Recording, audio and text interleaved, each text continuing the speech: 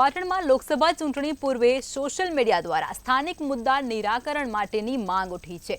સાંતલપુર વિસ્તારમાં સ્થાનિક પ્રશ્નોની માંગને લઈ અને સોશિયલ મીડિયાનો સહારો લેવામાં આવ્યો છે, જેમાં 40થી વધુ ગામને લગતા સ્થાનિક પ્રશ્નોની માંગ ઉઠવા પામી છે। વારાહી ટોલ પ્લાઝાથી સાંતલપુર તરફ જતા વાહનો માટે સર્વિસ રોડની માંગ કરાઈ છે। સાથે સાંતલપુર ખાતે તાલુકા કક્ષાની કચેરીની માંગ કરવામાં આવી છે। વધુમાં ચોરાડ વિસ્તારમાં કેનાલથી વંચિત ગામોને કેનાલનો લાભ આપવાની માંગ પણ ઉઠી છે।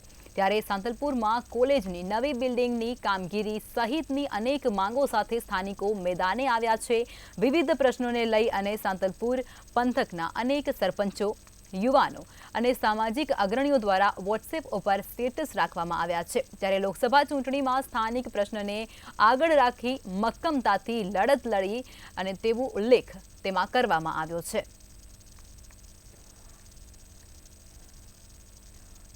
ઘણી સમસ્યાઓ છે, જેમાં કે અમારે કેનાલ તો આવી છે, પણ અમારા 12 ગામ કેનાલથી વંચિત છે।